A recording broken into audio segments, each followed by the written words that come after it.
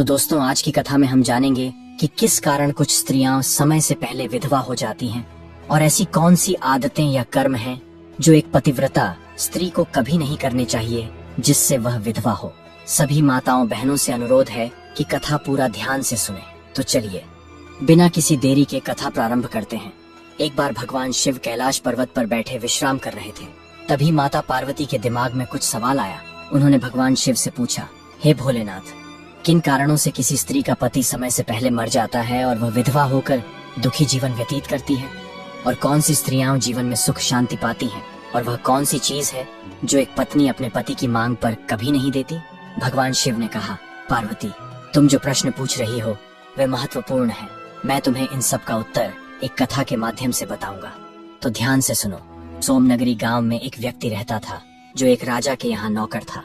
उस नौकर को अपनी पत्नी पर पूरा विश्वास था कि उसकी पत्नी एक चरित्रवान और पतिव्रता स्त्री है, जिसकी प्रशंसा वह नगर में सबसे अधिक किया करता था।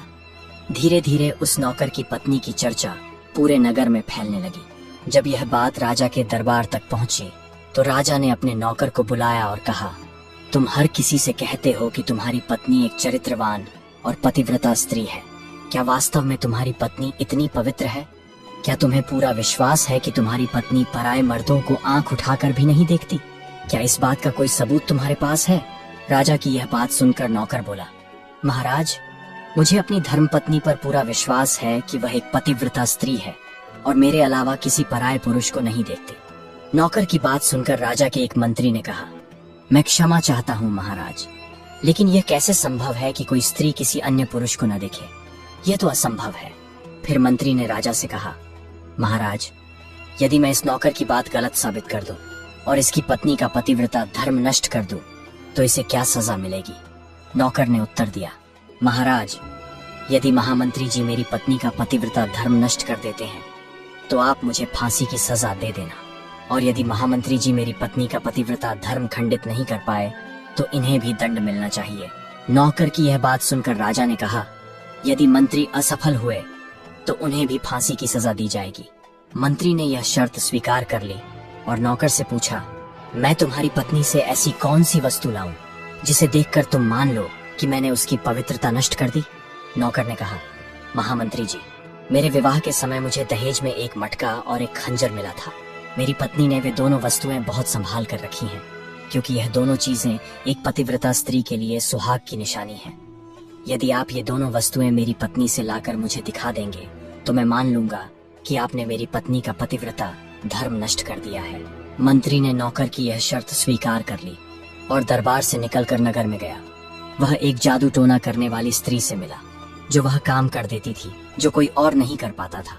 मंत्री ने उस स्त्री को सारी बात बताई और कहा, तू किसी भी तरह उस नौकर की पत्नी से मेरा संबंध बनवा दे। इसके बदले तुझे जितना धन चाहिए मैं देने को तैयार हूँ। मंत्री की बात सुनकर वह स्त्री बोली, मंत्री जी, आपको यह कहने में आसान लगता होगा, किंतु ऐसा संभव नहीं है। जिस स्त्री की आप बात कर रहे हैं वह एक सच्ची पतिव्रता नारी है। उसे न तो धन का लोभ है न किसी वस्तु का लालच। आपको क्या लगता है वह इतनी आसानी से तुम्हें मटका और खंजर दे देगी? और बोली, मंत्री, वह स्त्री तेरी ओर थूकेगी और नगरवासी तेरी खाल उतार लेंगे अगर तू ऐसा कुछ करने की सोचेगा।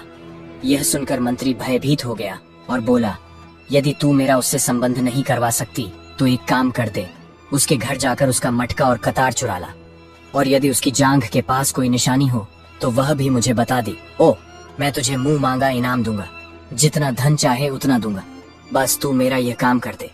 मंत्री की यह बात सुनकर उस जादू टोना करने वाली स्त्री के मन में धन का लालच आ गया। उसने कहा, ठीक है, मैं तुम्हारा काम अवश्य कर दूंगी, लेकिन मुझे मुंह मांगा धन देना पड़ेगा। मंत्री ने तुरंत सहमति दे दी। इसके बाद वह जादूगरनी अपना वेशभूषा बदलकर नौकर के घर की ओर चल दी।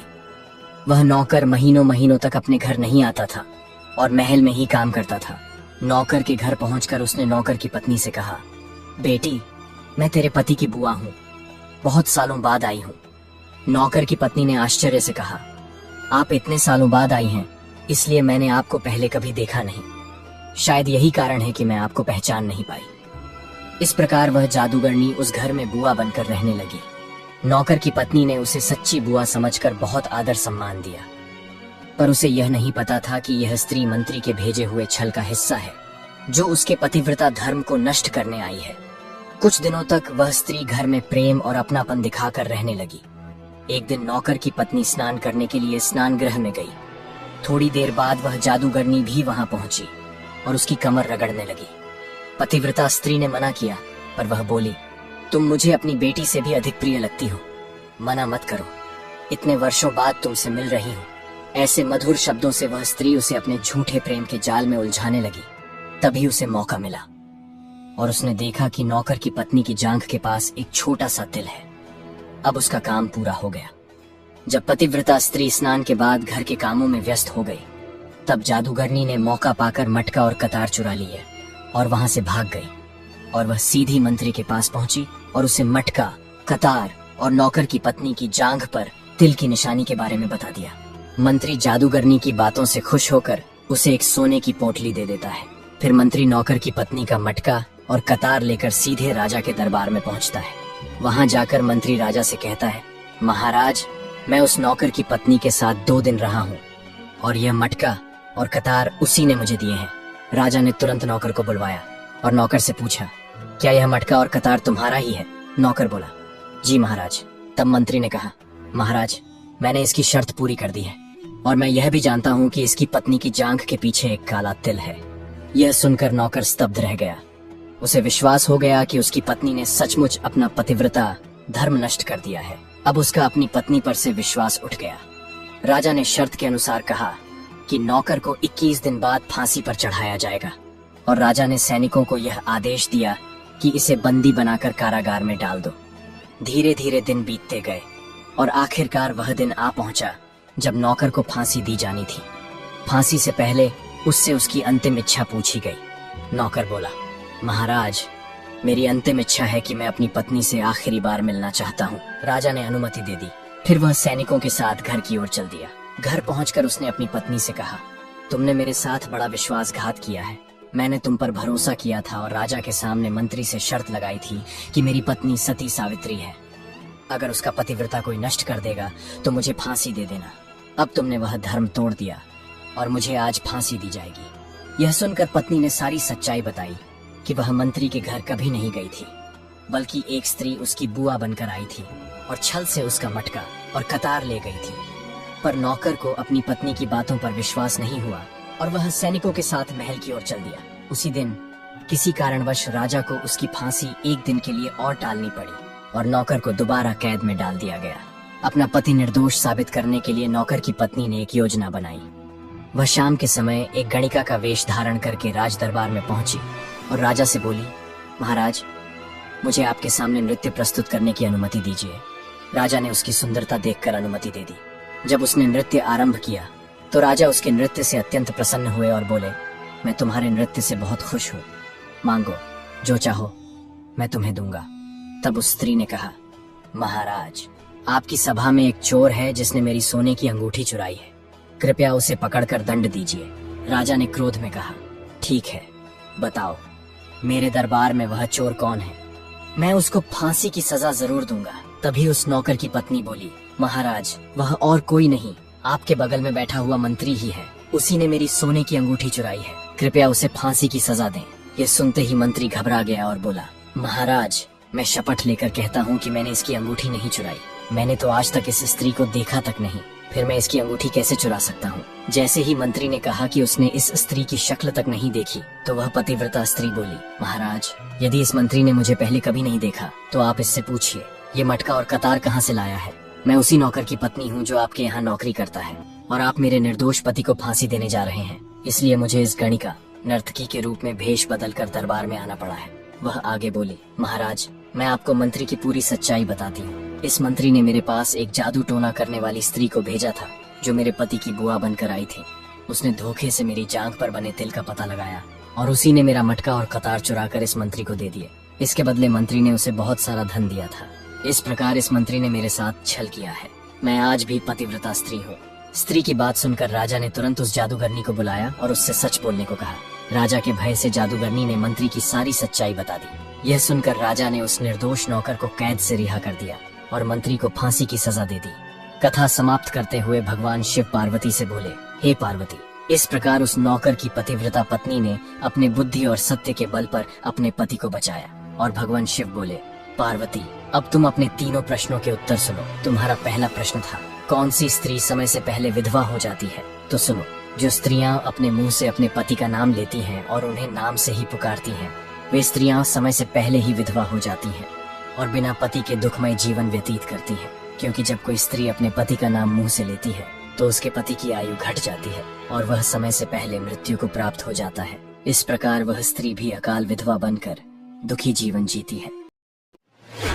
बहुत पुरानी बात है। रायगढ़ नाम का एक बहुत छोटा सा गांव था। उस गांव में एक पीपल का पेड़ था। उस पीपल के पेड़ पर एक पपीला भूत रहता था जो बड़ी दुष्ट प्रवृत्ति का था। उसे मनुष्यों को मारकर खाने में बड़ा आनंद आता था, लेकिन वह रायगढ़ गांव के लोगों को मारकर नहीं खाता था। उसे डर था कि यदि वह उस गांव के लोगों को मार खाएगा तो वे उस पीपल के पेड़ को काट देंगे जिस पर उसका बसेरा था। इसलिए वह आसपास के गाँवों में जाता और कोई मृतक न मिलने पर किसी भी मनुष्य को मारकर खा लेता। पीपल के पेड़ के पास एक किसान का घर था। किसान को यह पता नहीं था कि उसके घर के पास वाले पीपल के पेड़ पर एक पपीला भूत रहता है। किसान की एक बेटी थी। बेटी का नाम था कामिनी। कामिनी बहुत सुंदर थी और गृह कार्य में दक्ष थी। जब कामिनी विवाह योग्य हुई तो उसके पिता को उसके विवाह की चिंता सताने लगी। एक दिन किसान बेटी के विवाह को लेकर अपनी पत्नी से चर्चा कर रहा था। किसान बोला, हमारी बेटी अब विवाह योग्य हो गई है, अब उसके हाथ पीले कर देने चाहिए। कामिनी की माँ ने किसान से कहा, तुम सच कहते हो, लेकिन हमारे पास इतना धन नहीं है कि हम कामिनी के लिए कोई अच्छा वर पा सकें। किसान ने चिंतित होते हुए कहा, हमारी बेटी इतनी सुंदर है कि कोई भी उससे शादी करना चाहेगा। कामिनी की माँ ने गर्व से कहा, सिर्फ सुंदरता से कुछ नहीं होता, विवाह के लिए पैसे भी चाहिए। किसान ने अपनी बात रखते हुए कहा, हमारी बेटी घरेलू कामों में कुशल है, वह जिस घर में जाएगी उस घर के दिन फिर जाएंगे। कामिनी की माँ विश्वास पूर्वक बोली, तुम्हारा तो दिमाग खराब हो गया है। किसान झुंझलाकर बोला, अरे कामिनी की माँ, ये सच है कि हमारी बेटी लाखों में एक है, इसलिए मैं चाहता हूँ कि हमारी बेटी को कोई अच्छा वर मिले, लेकिन हमारी किस्मत ऐसी कहाँ। कामिनी के माता पिता इसी प्रकार बहुत देर तक बेटी के विवाह को लेकर विचार विमर्श करते रहे। उसी समय पपीला भूत अपने पीपल के पेड़ पर अपने डेरे में बैठा हुआ था। उसने कामिनी के माता पिता की सारी बातें ध्यान पूर्वक सुनी। पपीला भूत को लगा कि कामिनी सचमुच बहुत सुंदर है और उसे उसके योग्य वर मिलना चाहिए। फिर उसके मन में विचार उठा, 100 बरस से वीरान पड़ा यह जीवन, मन में उठ रहे हैं गहरे तूफान, क्यों न बांध लूं कोई बंधन, संगिनी पाकर कटे जीवन का हर क्षण। कामिनी संगिनी बने अगर तो सुने मन में खिलेगा बसंत रंग बिरंगे। जैसे ही पपीला भूत के मन में कामिनी से विवाह करने का विचार आया, वैसे ही उसने एक स्वस्थ और सुंदर युवक का रूप धारण कर लिया और रायगढ़ में स्थित कामिनी के घर का दरवाजा खटखटाने लगा। कामिनी के पिता ने घर के भीतर से पूछा, कौन है? पपीला भूत ने उत्तर दिया, मैं एक राहगीर हूँ। कामिनी के पिता ने फिर पूछा, क्या चाहिए? पपीला भूत ने कहा, पीने को एक लोटा पानी। कामिनी के पिता ने पूछा, धातु के लोटे में या मिट्टी के लोटे में? पपीला भूत ने कहा, मिट्टी के लोटे में। कामिनी के पिता ने उत्सुक होकर पूछा, मिट्टी के लोटे में क्यों, धातु के लोटे में क्यों नहीं? पपीला भूत बोला, क्योंकि मिट्टी के लोटे का पानी अधिक ठंडा और स्वादिष्ट होता है। राहगीर की प्यास ठंडे पानी से ही अच्छी तरह बुझती है। पपीला भूत का यह उत्तर सुनकर कामिनी का पिता बहुत प्रभावित हुआ और उसने झट से दरवाजा खोल दिया। अपने सामने एक सुंदर और सुशील युवक को देखकर वह चकित रह गया। तभी कामिनी की माँ मिट्टी के लोटे में पानी भरकर ले आई। पपीला भूत ने वह पानी पिया और कामिनी की माँ को धन्यवाद दिया। कामिनी के पिता ने पपीला भूत के शिष्टाचार से प्रभावित होकर मधुर स्वर में पूछा, कहाँ से आ रहे हो और कहाँ जा रहे हो बेटा? पपीला भूत ने उत्तर दिया, मैं महानदी के तट से आ रहा हूँ और नर्मदा किनारे जा रहा हूँ। कामिनी का पिता आश्चर्य से बोला, अरे इतनी दूर से आ रहे हो और इतनी दूर जाओगे? पपीला भूत ने कहा, काम काज की तलाश में भटक रहा हूँ। कामिनी की माँ ने पूछा, और तुम्हारे घर परिवार में कौन कौन है? पपीला भूत ने कहा, कोई नहीं। कामिनी की माँ चकित होकर बोली, कोई नहीं? अरे कोई तो होगा। पपीला भूत ने दुखी स्वर में कहा, मेरे माता पिता महानदी की बाढ़ में डूबकर मर गए। होने को कुछ नाते रिश्तेदार हैं, लेकिन सब स्वार्थी हैं। मेरे पास कोई काम नहीं था, इसलिए सबने मुझे दुत्कार दिया। अब जहाँ भी काम मिल जाएगा वहीं काम करूंगा, अपना घर बसाऊंगा और वहीं रह जाऊंगा, वापस लौट कर नहीं जाऊंगा। ये सुनकर कामिनी का पिता बहुत प्रसन्न हुआ। उसे लगा कि भगवान ने उसकी प्रार्थना सुन ली और घर बैठे एक योग्य युवक भेज दिया। कामिनी के पिता ने कहा,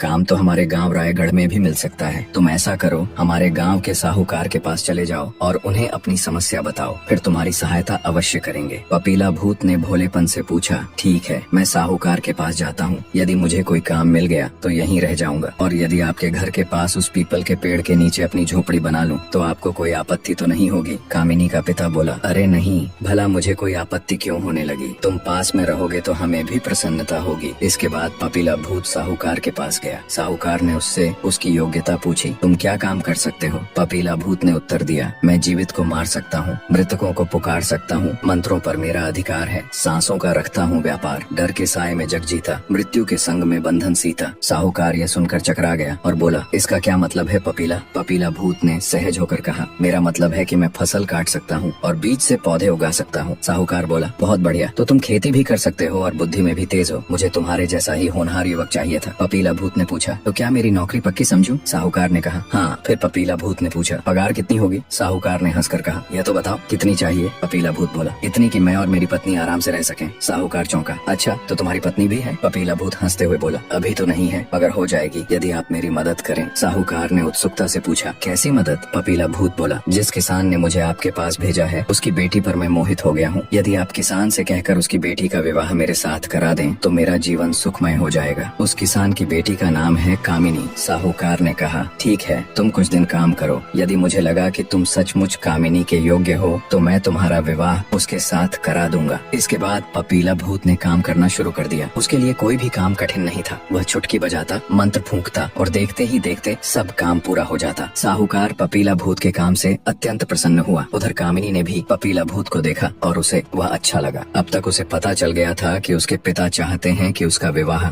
उसी युवक से हो, लेकिन यह कोई नहीं जानता था कि वह युवक कोई साधारण मनुष्य नहीं बल्कि एक पपीला भूत है। एक दिन पपीला भूत ने साहूकार को उसका वचन याद दिलाया, यदि मैं आपको कामिनी के योग्य लगता हूँ तो कृपया मेरा विवाह उसके साथ करा दीजिए। साहूकार ने उत्तर दिया, ठीक है, तुम हर तरह से कामिनी के योग्य हो और फिर तुम यहीं रायगढ़ में रहोगे। ये भी अच्छी बात है क्योंकि कामिनी अपने माता पिता की इकलौती संतान है। तुम्हारे यहाँ रहने से उन्हें सहारा भी मिलेगा। पपीला भूत ने विनम्रता से कहा, कामिनी के माता पिता मेरे लिए भी माता पिता समान होंगे, मैं उनका पूरा ध्यान रखूंगा। उचित समय देखकर साहूकार ने कामिनी के पिता से उसकी बेटी और पपीला भूत के विवाह के बारे में बात की। कामिनी के पिता यह सोचकर बहुत प्रसन्न हुए कि जिस युवक को वे अपनी बेटी का दूल्हा बनाना चाहते थे उसकी सिफारिश साहूकार भी कर रहा है। वे हर्ष पूर्वक राजी हो गए। शुभ मुहूर्त पर कामिनी और पपीला भूत का विवाह धूमधाम से हो गया। साहूकार ने पपीला भूत की झोपड़ी की जगह एक अच्छा घर बनवा दिया। उस घर में कामिनी और पपीला भूत सुख पूर्वक रहने लगे। कामिनी एक कुशल गृहिणी सिद्ध हुई। वह घर की देखभाल करती और अपने पति की सेवा करती। लेकिन एक रात उसे लगा कि उसका पति रात को उठकर कहीं चला जाता है। पहले तो उसने सोचा कि शायद यह उसका भ्रम होगा, पर लगातार 2-3 रातों तक यही हुआ। आखिरकार उसने सोने का बहाना करके सच्चाई जानने की ठानी। तब उसने देखा कि उसका पति सचमुच आधी रात को उठकर कहीं चला जाता है। यह देखकर कामिनी को बहुत आश्चर्य हुआ। एक दिन उसने अपने पति से पूछ ही लिया, आप रात को उठकर कहाँ जाते हैं? पपीला भूत चौंक कर बोला, तुम्हें कैसे पता चला कि मैं रात को कहीं जाता हूँ? कामिनी ने दृढ़ स्वर में कहा, मैंने अपनी आँखों से देखा है। पपीला भूत ने गहरी सांस लेकर कहा, मैं तुम्हें बताकर दुखी नहीं करना चाहता था। सच तो यह है कि हमारे विवाह को 4 साल हो गए हैं, पर अब तक हमारे कोई संतान नहीं हुई। इसीलिए मैं हर रात उठकर अपने कुल देवता की पूजा करने जाता हूँ ताकि वे प्रसन्न होकर तुम्हारी गोद भर दें। कामिनी ने उत्साह पूर्वक कहा, अरे ऐसा है तो मैं भी आपके साथ चलूंगी, मैं भी आपके कुल देवता की पूजा करूंगी। पपीला भूत ने मना करते हुए कहा, नहीं, तुम नहीं चल सकती, वे मेरे कुल देवता हैं। कामिनी ने दृढ़ स्वर में कहा, जब मेरा तुमसे विवाह हुआ है तो तुम्हारा कुल अब मेरा कुल है और तुम्हारे कुल देवता मेरे कुल देवता हैं, इसलिए मैं तो तुम्हारे साथ हर हाल में चलूंगी। पपीला भूत ने पत्नी की बात मान ली और कहा, ठीक है, चलना। अगली रात जब पपीला भूत उठा तो कामिनी भी उठ बैठी। उसने पूजा की थाली सजाई और पपीला भूत के साथ चल पड़ी। पपीला भूत गांव से निकलकर कामिनी को लेकर घने जंगल में जा पहुंचा। एक स्थान पर रुककर पपीला भूत ने कहा, मैं यहाँ कुल देवता का आह्वान करूंगा, तुम यहीं रुको और कहीं मत जाना। भयानक जंगल देखकर कामिनी को डर लग रहा था। उसने विनती की, मुझे अकेली मत छोड़ो। भूत बोला, ऐसा करो, तुम उस ऊंचे वट वृक्ष पर चढ़कर बैठ जाओ, मेरे आने तक वहीं रुकना, नीचे मत उतरना। यह कहकर पपीला भूत अंधेरे में कहीं गायब हो गया। कामिनी वृक्ष पर चढ़कर बैठ गई। समय बीतता गया लेकिन उसका पति लौटकर नहीं आया। चिंता से उसका दिल घबराने लगा। तभी जंगल में शेर की दहाड़ गूंज उठी। कामिनी का डर और बढ़ गया। उसे लगा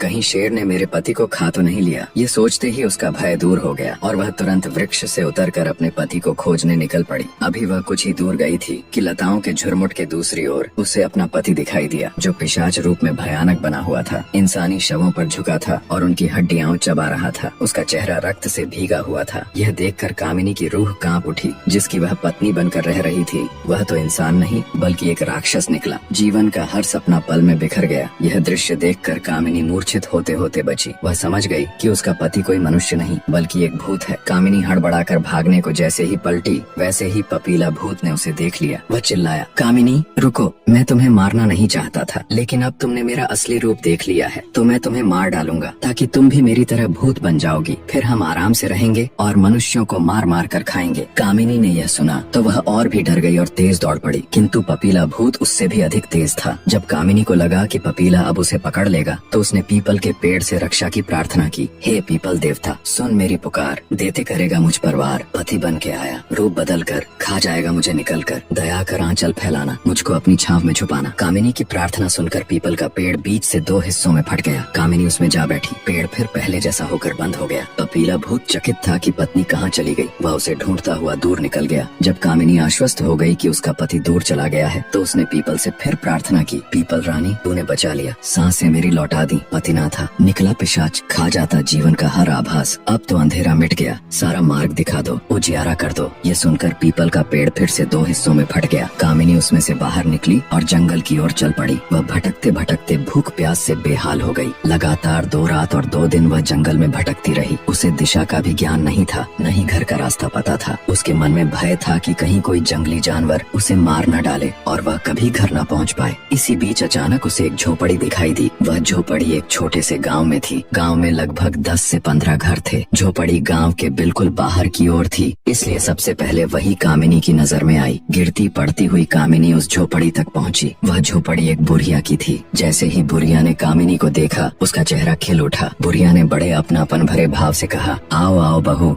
मैं तो तुम्हारी ही प्रतीक्षा कर रही थी। ये सुनकर कामिनी चकित रह गई। उसने सोचा, ये बुढ़िया कौन है? कामिनी ने मन ही मन सोचा, मैं इसे कभी मिली नहीं, कभी देखा भी नहीं, फिर यह मुझे बहू कहकर क्यों पुकार रही है? कहीं यह उस पपीला भूत की साथी तो नहीं है? लेकिन अब कामिनी इतनी थक चुकी थी कि वहाँ से भाग भी नहीं सकती थी, इसलिए उसने ऊपर से कुछ नहीं कहा। बुढ़िया ने प्रेम से कहा, लो बेटी, पानी पी लो। पानी पीकर कामिनी को तनिक अच्छा लगा। उसकी थकान भी कुछ कम हो गई। तभी उसकी नजर बुढ़िया की झोपड़ी में रखी ओखली और मूसल पर पड़ी। ओखली के पास ही कुछ मानव खोपड़ियां बिखरी हुई थीं। यह देखकर उसे पूरा विश्वास हो गया कि यह बुढ़िया भी उसी पपीला भूत की तरह मनुष्य को मारकर खाती है या फिर उनके लिए मनुष्य को मारकर जमा करके रखती है। उसके मन में, हाय, मैं एक मुसीबत से निकली और अब दूसरी मुसीबत में फंस गई। अपने डर को छुपाते हुए कामिनी ने प्रेमपूर्ण स्वर में पूछा, अम्मा आप क्या कर रही थीं? क्या ओखली में धान कूट रही थीं? बुढ़िया ने उत्तर दिया, हाँ बेटी, धान ही कूट रही थी। कामिनी ने मूसल पकड़ते हुए धीरे से कहा, आप ठीक कहती हैं,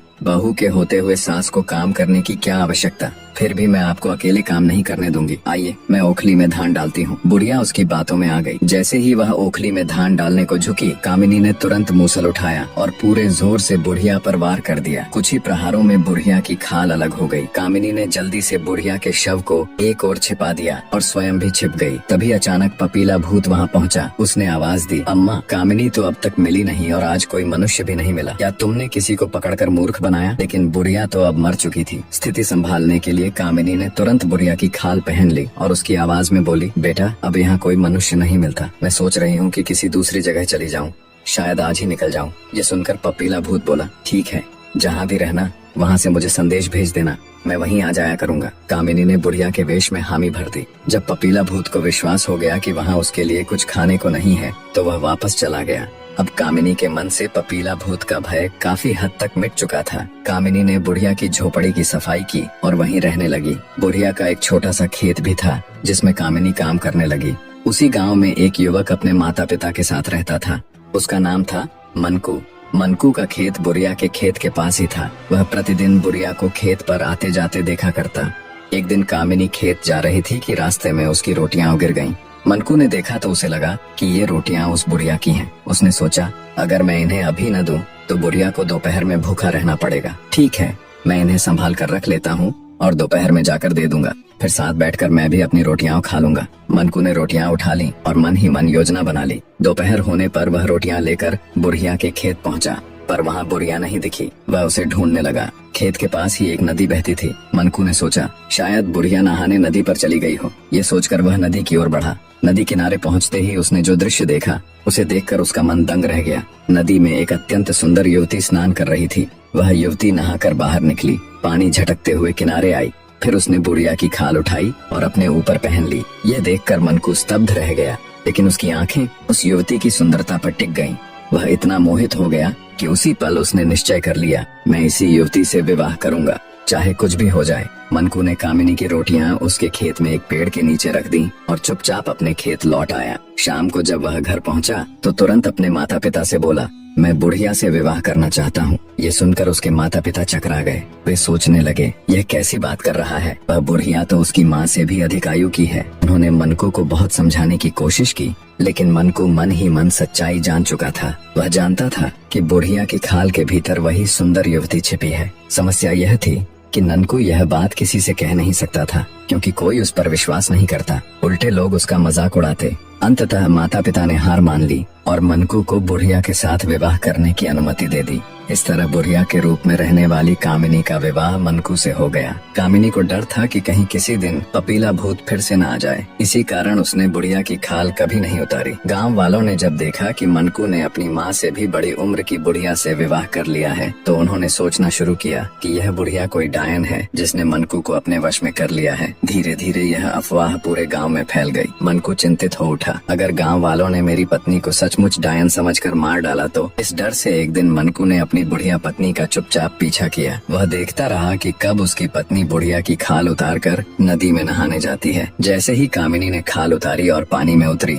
मनकू ने वह खाल उठा ली और तुरंत आग में डालकर जला दी। जब कामिनी नहाकर नदी से बाहर आई और पहनने के लिए बुढ़िया की खाल उठानी चाही, तो वहाँ उसे खाल की राख दिखाई दी। इतने में मनकू भी सामने आ गया। मनकू ने पूछा, तुम इतनी सुंदर होकर भी बुढ़िया की खाल में क्यों रहती थी? कामिनी ने कहा, पपीला भूत के डर से। फिर उसने मनकू को अपना पूरा किस्सा कह सुनाया। मनकू ने कामिनी को आश्वस्त किया, अब तुम्हें पपीला भूत से डरने की आवश्यकता नहीं है। मैं भूत प्रेत भगाना जानता हूँ, अब वह तुम्हें कभी तंग नहीं करेगा। इसके बाद कामिनी और मनकू गाँव लौट आए। गाँव लौटकर मनकू ने सब गाँव वालों को कामिनी के बारे में बताया। गाँव वाले यह जानकर खुश हो गए कि कामिनी कोई डायन नहीं है, वह तो एक सुंदर और नेक युवती है। कामिनी और मनकू सुख पूर्वक जीवन व्यतीत करने लगे। एक दिन गांव में एक चूड़ी बेचने वाला आया। गांव की सभी स्त्रियां उससे चूड़ियां खरीदने पहुंची। कामिनी भी गई। चूड़ी वाले ने सभी स्त्रियों से चूड़ियों के पैसे लिए, परंतु कामिनी से पैसे नहीं लिए। इस पर कामिनी को संदेह हुआ। उसने पूछा, चूड़ी वाले, तुमने मुझसे पैसे क्यों नहीं लिए? चूड़ियां दी तो दाम तो लो, बात छिपा कर मत रहो। चूड़ी वाले ने उत्तर दिया, तुम्हारी कलाई मेरी पत्नी की कलाइयों जैसी सुंदर है, इसलिए मुझे उसकी याद आ गई और मैंने तुमसे पैसे नहीं लिए। कामिनी ने पूछा, तुम्हारी पत्नी कहाँ है? चूड़ी वाले ने बताया, हाथों से फिसल गई, वह सपना आंखों में रह गई, बस तड़पना ही बचा है। सांसों की डोर टूट गई, जिसे मैं ढूंढूं वह खो गई है। अब कामिनी का संदेह पक्का हो गया। उसने पूछा, अगर तुम्हारी पत्नी तुम्हें मिल जाए तो क्या करोगे? चूड़ी वाले ने उत्तर दिया, मैं उसे अपने साथ रखूंगा, 7 जन्मों तक नहीं छोड़ूंगा। कामिनी ने पूछा, और अगर तुम्हारी पत्नी तुम्हारे साथ रहना न चाहे तो? चूड़ी वाले ने कहा, वह मना कर ही नहीं पाएगी, मैं उसे अपने जैसा बना लूंगा और अपने साथ रखूंगा। कामिनी समझ गई कि वह चूड़ी वाला और कोई नहीं बल्कि पपीला भूत है, जिसने उसे पहचान लिया है। कामिनी डर गई और उसने पपीला भूत के आने के बारे में मनकू को बताया। मनकू ने कहा, डरो मत, तुम आज से मेरी माँ के पास सोया करो, फिर देखना मैं उस पपीला भूत को कैसे भस्म करता हूँ। उस दिन से कामिनी रात के समय मनकू की माँ के पास सोने लगी। उधर मनकू ने मिट्टी से कामिनी का प्रतिरूप बनाया और उसे बिस्तर पर लिटा दिया। एक रात पपीला भूत चुपके से मनकू के कमरे में घुसा। उसने समझा कि मनकू के बगल में असली कामिनी सो रही है। पपीला भूत ने मिट्टी की कामिनी को असली समझकर खाने का प्रयास किया। इसी दौरान मनकू की नींद खुल गई। उसने तुरंत मंत्र पढ़कर सरसों के दाने पपीला भूत पर उछाल दिए। सरसों के दाने पपीला भूत पर गिरते ही वह भस्म हो गया। इस प्रकार कामिनी को पपीला भूत के भय से सदा सदा के लिए मुक्ति मिल गई। पपीला भूत के भस्म हो जाने के बाद कामिनी और मनकू सुख पूर्वक अपना जीवन व्यतीत करने लगे।